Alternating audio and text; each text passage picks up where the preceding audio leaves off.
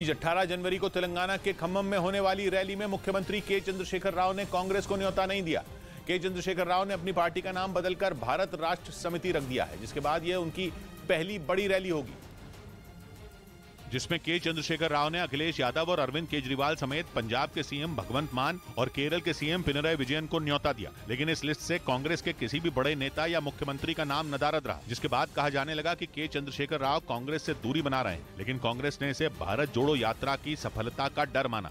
हमारी जो यात्रा हो रही है उसके असरात तो दिखाई दे रहे हैं। बीजेपी के खिलाफ कांग्रेस विपक्ष को एकजुट करने की कोशिश में है, जबकि अटकल है कि ममता बनर्जी और नीतीश कुमार तीसरा मोर्चा बनाना चाहते हैं और बीआरएस चीफ के चंद्रशेखर राव चौथा मोर्चा बनाने के लिए जोड़ तोड़ कर रहे हैं। तेलंगाना के खम्मम में होने वाली रैली उनके इसी एजेंडे का हिस्सा मानी जा रही है, यानी अकेली बीजेपी से लड़ने के लिए कई मोर्चे मैदान में आ सकते हैं, जिससे कांग्रेस का घाटा और बीजेपी का फायदा ही फायदा हो सकता है। उधर दक्षिण भारतीय फिल्म आरआरआर के सुपरहिट गाने नाटू नाटू को गोल्डन ग्लोब अवार्ड से नवाजा गया। ये किसी भारतीय फिल्म के लिए पहला गोल्डन ग्लोब अवार्ड है।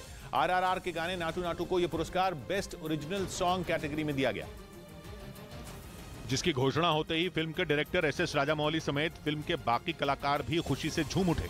नाटू नाटू आरआरआर। भारत के लिए पहला गोल्डन ग्लोब अवार्ड जीतने के बाद आरआरआर फिल्म के डायरेक्टर राजामौली की भी आंखें भर आईं। It's never happened for an Indian film. I think even for an American film, where the audience get out of their seats, come to the front and dance for it. Naatu Naatu को golden globe award मिलने के बाद दुनिया भर से बधाइयां मिलने लगीं, जिनमें प्रधानमंत्री नरेंद्र मोदी का नाम भी शामिल है। उन्होंने ट्वीट कर इस पुरस्कार के लिए आरआरआर की टीम को बधाई दी। उनके अलावा संगीतकार ए.आर. रहमान ने भी ट्वीट कर इस पुरस्कार पर खुशी जाहिर की। वहीं ऑस्ट्रेलिया के क्रिकेटर डेविड वार्नर ने इस गाने को गोल्डन ग्लोब अवार्ड का सही हकदार बताया।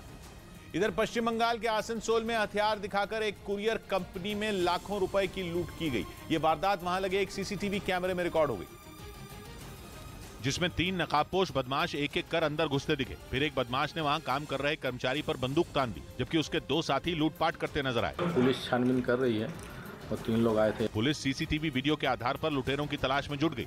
इस बीच वैगनर ग्रुप ने यूक्रेन के बखमुत के एक इलाके पर कब्जे का दावा किया। वैगनर ग्रुप के प्रमुख के मुताबिक उनके लड़ाकों ने जेलेंस्की के सैनिकों को पीछे हटने पर मजबूर कर दिया और दावा है कि जैसे ही वो पीछे हटे, वैगनर ग्रुप ने बखमुत के उस इलाके पर कब्जा कर लिया। बताया गया कि यहाँ शुरुआत में यूक्रेन के जवान रूसी सेना को मुंह तोड़ जवाब दे रहे थे, लेकिन खबर है कि पुतिन की प्राइवेट आर्मी कहे जाने वाले वैगनर ग्रुप ने जैसे ही यहाँ मोर्चा संभाला, यूक्रेन के हाथ से बखमुत का यह हिस्सा छूटता चला गया। वैगनर ग्रुप के प्रमुख येवगेनी प्रिगोजिन ने दावा किया कि अब इस पर पूरी तरह से उनका कब्जा है, और अगर उनके दावे में सच्चाई है तो ये जेलेंस्की के लिए किसी बड़े झटके से कम नहीं है, क्योंकि यूक्रेन के मुताबिक डॉनबास के बखमुत शहर में उसके जवान पूरी ताकत से लड़ रहे हैं और कहा जा रहा है कि उन्होंने रूसी सेना को अपने हमलों में काफी नुकसान भी पहुंचाया। पश्चिमी मीडिया के मुताबिक बखमुत के इस हिस्से में यूक्रेन की सेना ने पुतिन की फौज पर मिसाइलों से ताबड़तोड़ हमले किए। दावा तो यहां तक किया गया कि डॉनबास के कुछ हिस्सों को यूक्रेन ने रूसी सेना से वापस अपनी मुट्ठी में कर लिया। असल में जंग की शुरुआत में रूस की सेना ने यूक्रेन के डॉनबास पर कब्जा किया था।